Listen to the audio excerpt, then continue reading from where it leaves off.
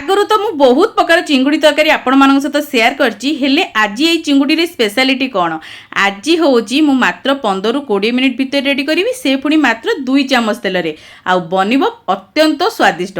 आगुरी जदि मोर सब चिंगुड़ी रेसिपी देखी ना निहाती डिस्क्रिप्शन आ वाई बटन चेक करेंगे सेठी मु देई देछि सब जगह रेसिपी आपण पाइजिबे। नमस्कार ओडिया बहू रोसई को आपण मानकु बहुत बहुत स्वागत। एई चिंगुड़ी तरकारी बनिया पे एठी मु आधे किलो रु 600 ग्राम थिला पाखापाखि सेति चिंगुड़ी नेइथिली भला भाबे ताकु सफा कर नेछि मुझे खोलपा छड़ेनी आप चाहिए खोलपा छड़े पारे आ कि मुझे सेल को रखी मत सेल रखिले भल लगे जदि आप रिमूव करने चाहते रिमूव करेंगे। तो ये देखो मुझे लुण हलदी देकी भल भाव मैरिनेट करदे जदि आपको बेसी आइंस गंधुची आपड़ी सोरिष तेल कि लेंबूर रस आड करके मैरिनेट करेंगे। तो मैरिनेशन बेसी समय रखा दरकार नहीं बास आपको मिसातु 10 ରୁ 15 मिनिट छाड़ू ता भर आम मसला को रेडी करना। मसला ये देखो पियाज गोटे नहीं 2 इंच अदा रसुण 15 ରୁ 16 कला आउ टे सुखिला लंका देइथिली पानी देकी आको आमे चिक्कण करके पूरा बाटी दबा। तो ये देखो केते सुंदर कलर आछि मसला रे। तापर ये 2टी बड़ साइज टमाटर नेथिली ताको मध्ये आमे ये बढ़िया भाबरे पेस्ट बनै नबा। आमे आज बहुत सहज रे बनेबा तेनु करी मु सब जिंस को बाटी नै जी आपण जेले टमाटर सेमिति मध्ये कसी परिबे। एडी देखो मात्र 2 चामच तेल मु देइची सेतरे आमे दे देबा चिंगुडी आउ आज आमे बनेबा प्रेशर कुकर रे। सब बेले तो आपण कड़े रे बनै खाउतिबे किंतु प्रेशर कुकर रे थरे बनांदो देखिबे चिंगुडी तरकारी बहुत ही बढ़िया बनिताय टेस्टी बनिताय बहुत ही जल्दी भी मध्ये बनि जाइताय। तो ये देखो चिंगुड़ी बहुत भल भाव पानी छाड़देला आउ भल भाव भाजी हो गलानी। तो एबे कौन करवा आम चिंगुड़ी को टिके काढ़ी नबा आउ तापर आम किछि आलू को भाजीबा। आउ एठी मो आलूटा देला बेले क्लिपटी मु माने पॉज रखिथिली तेणु करी क्लिपटी देखै पारेनी तेणु करी आपण केवल आलू भजाटा देखि दियंदो अधा अधी भाजी जाइतला।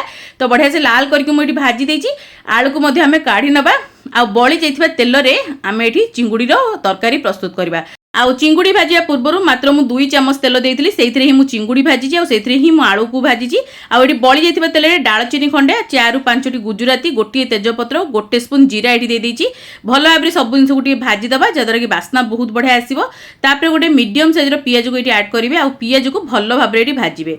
आउ आमे प्रेशर कुकर जेतेले कोनोसी तरकारी बनै थाउ जेतेले आमे प्रेशर दे थाउ तेल हमर बहुत भल भाबरे रिलीज करि दै थाए तेनु करी प्रेशर कुकर जेतेले करिवे तेल बेसी बिल्कुल देबेनी।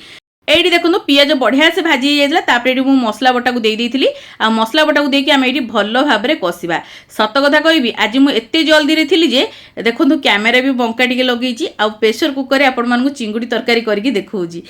मसला कसी होतला ए समय में हलदी गुंड काश्मीरी लंका गुंड जीरा गुंड धनिया गुंड और टिके चिकन मसला देइची जदि आपन पसंद हो पूरा स्किप कर परिबे नल तो आपन जे कोनोसी मसला आपन पसंद आपन एठी ऐड कर परिबे।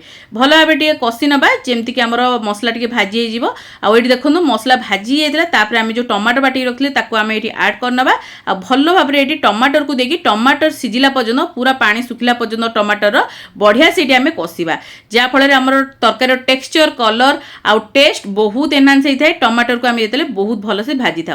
तो ये देखो भल भाव भाजी होगापी मुझे लुण दे दूची आउ एठी कस्तूरी मेथी दउची फ्लेवर पई एटा रोस्टेड कस्तूरी मेथी अछि ताकू मु पाउडर कर रखथिली ताकू दे देइची भल भाव एठी मसला को आमे कसिबा पूरा बढ़िया से भाजीबा दरकार तेल सेपरेट हेबा दरकार।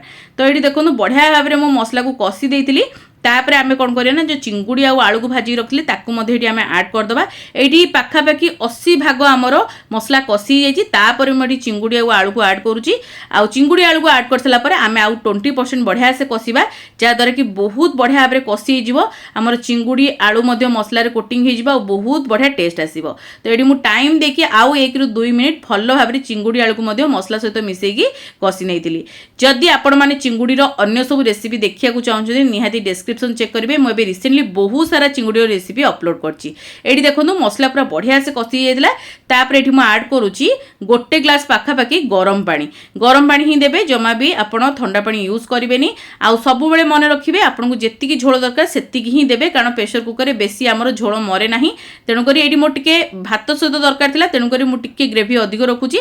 जदि आपण कसाळिया टाइप रो खाइउ चाहछन ताले पानीटा टिके कम देबे भल भाबरे मिक्स करबा तापर आमे एठी लीड को बंद करनबा आउ मात्र 2टी सीटी मीडियम फ्लेम रे लगे दबा। दुईटी सीटी लागिगला प्रेसर को बहुत भल भाव नॉर्मल हवा दबा तापर ही खोलिबा।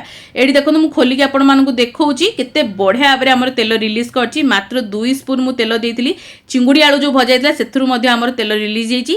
लास्ट को चुल्ला को ऑन करंतु, टिके गरम मसला धनिया पत्र और कंचा लंका को टिके चिरकी दियंतु, मिक्स करंतु आउ तापर को घोड़े की 5 रु 10 मिनिट स्टैंडर्ड टाइम दियंतु आउ तापर गरमा गरम उषुना भात सहित आपको सर्व करंतु। खाई की पूरा मजा ही आसी जिवो। आउ देखो केते सुंदर आमर प्रेशर कुकर तरकारी बन से पुणी मात्र 15 रु 20 मिनिट भितर। निहाती ट्राए करेंगे केमती लगिला आपण मतामत शेयर करने को बिल्कुल भी भूलिए। ओडिया बुर छोट रेसिपीटी भल लगे लाइक करेंगे, शेयर करेंगे, चैनल नुआ थे सब्सक्राइब करने को जमा ही भूलिए। साइड में बेल आइकन को प्रेस करेंगे, ताद्वारा आपण मैंने मोर एमती भल भल रेसिपी गुड़िक आगू देखिपारे। जदि इंस्टाग्राम फेसबुक पेज रे मते नुआ देखुं भिडियोटी को ताहाले निहाती एबे पेज को भी फॉलो करेंगे, वीडियो को निहाती एबे लाइक शेयर करेंगे।